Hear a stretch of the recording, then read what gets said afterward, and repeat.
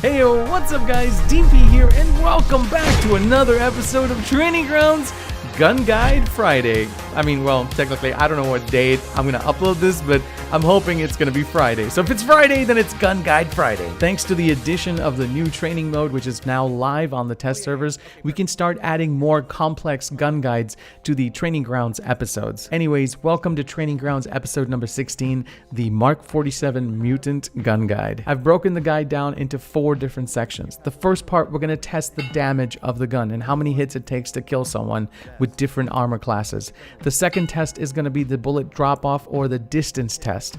The third is going to be the sound barrier and the sound test. And lastly, the fourth one, which is going to be the recoil test. I'm going to test it with all the different attachments to find out which attachment is best suited for this gun. Now, of course, as usual, if you want to skip to any parts of these tests, there'll be a link down in the description with all the timestamps, and you can skip over to any specific test that you're looking for. All right, let's get started. So the base damage on this gun is 40. If you were to have no helmet or no armor at all, it would take 2 chest shots to kill someone and 1 headshot.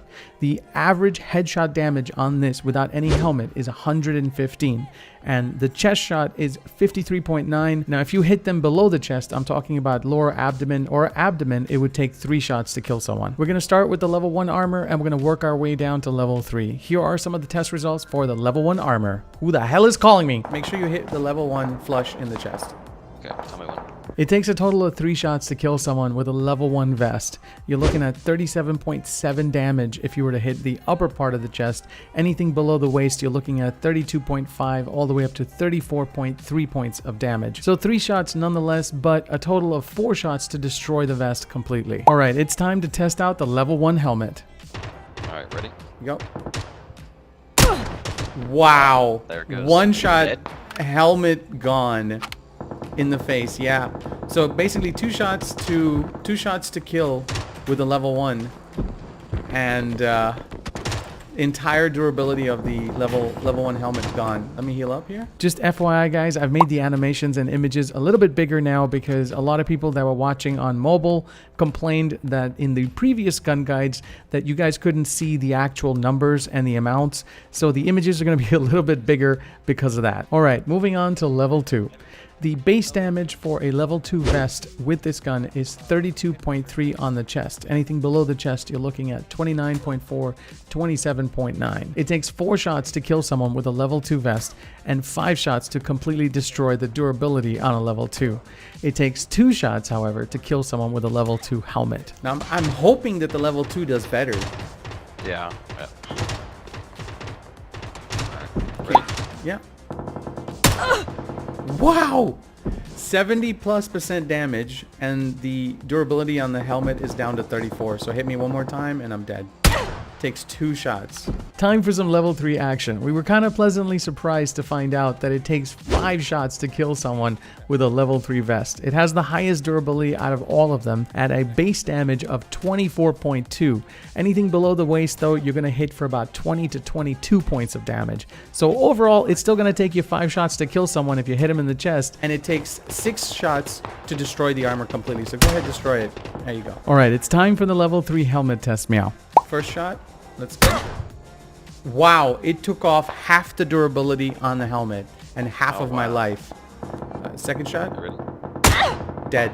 There I'm it dead. goes. All right, guys, so let's just get a quick recap here. It takes 5 shots to kill someone with a level 3 vest and only 2 shots with a level 3 helmet. Next up is the range test or the bullet drop-off test. We wanted to find out how far or how accurate the gun would be at certain distances without losing any kind of bullet drop or having to zero in on the scope. Here's what we found out. All right, stand still. Right in the noggin. All right. Going at 200 meters. Yeah, it's fine, but we're still gonna have to go diagonal. This is 200. We're going by. Remember, we want a approximation. Noggin. Right then. Yep. 300 meters. Ready? Yep. That one was in the chest. In the chest, but I aimed it at your head. So there is drop off after 300 meters. So I would say that there's bullet drop about 250. 250 or so. So this is still about this is about 250 right here. I think I'm gonna take your helmet off right now. All Alright, go for it. Yep. With a bullet speed of about 780 meters per second, this would make sense.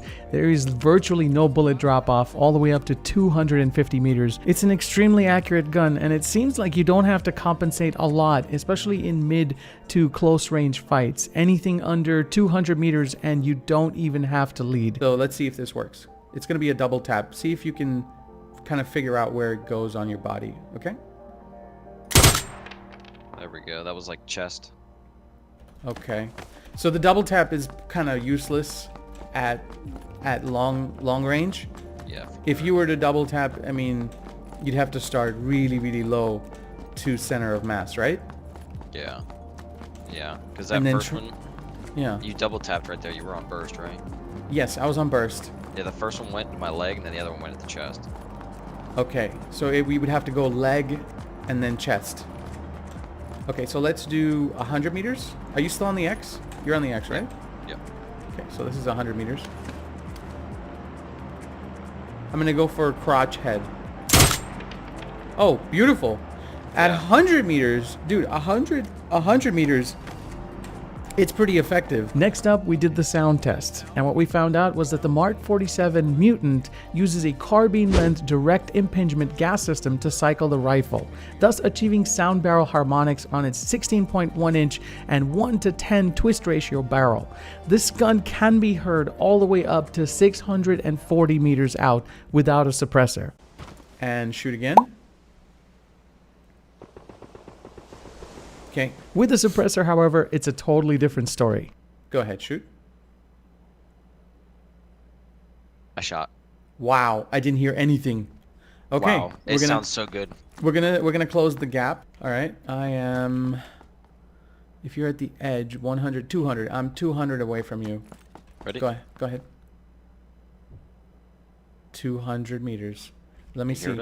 Yeah, I heard it. Let me go further. Okay. I'm going to go to 250. Yeah. Go. Shoot more.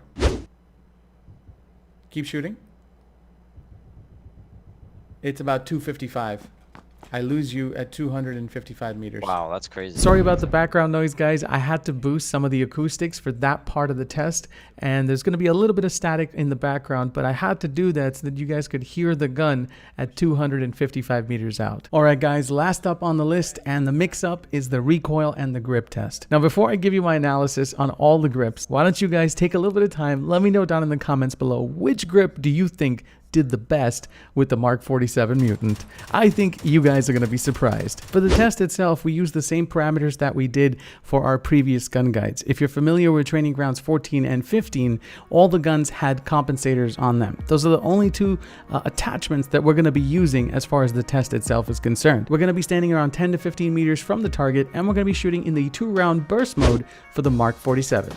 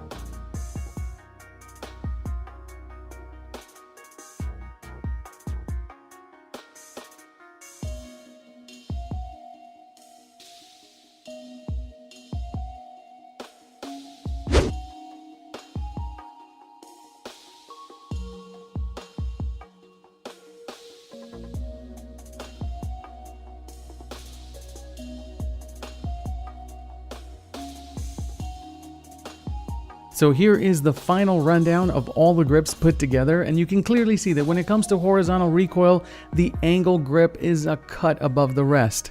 And when it comes to vertical recoil, the lightweight grip definitely beats out everyone else. And I was really surprised about this one. I wasn't expecting the lightweight grip to do as well as it did, but apparently the lightweight grip is the best for vertical recoil, and the thumb grip and angle grip are the best for horizontal recoil. I also wanted to give all you mathematicians out there a sort of a rundown, a quick fulcrum of information on all the damage meters for the gun, the Mk47, and that way if you're not sure about the damage or something, you can always come back to the video at this point and pause it and sort of save all the information. And speaking of information, here are some of my final thoughts on the Mk47 Mutant. It is not an assault rifle, and certainly not a DMR. It's fine if you find this gun in early game, and if you can get a scope on it, if you don't have a sniper rifle, it's definitely a good alternative to have. But it is not a sniper rifle. It is not a DMR. I would rather pick a 5.56 option, which would be the Mini 14 or even a QBZ. If you disagree with me, let me know down in the comments below, but I have my own reasons for picking a QBZ or a Mini 14.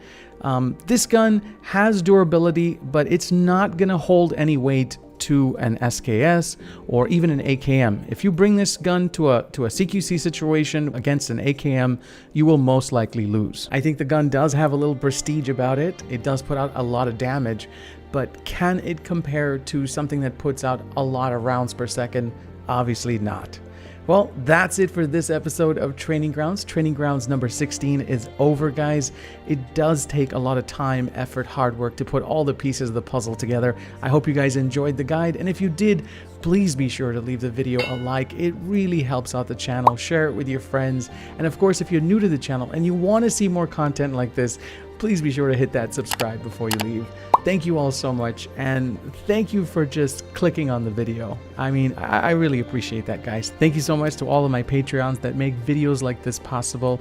Guys, you don't understand. I would not be able to do this without all of my Patreons. You guys are amazing. Thank you all so much. And a special shout out, before I forget, to my boy Sully. Thank you so much for being my guinea pig in the training mode, in the test server, and for making the Mutant guide possible. I wouldn't be able to do it without you, dude. So thank you so much, Sexy Mofo Sully, for making the guide possible. Guys, don't forget, let me know down in the comments below what gun guide you want to see next. I can't do it. I can't do it. That's it for this episode. Training Ground 16 is over. Stay strong, boys, and I'll see you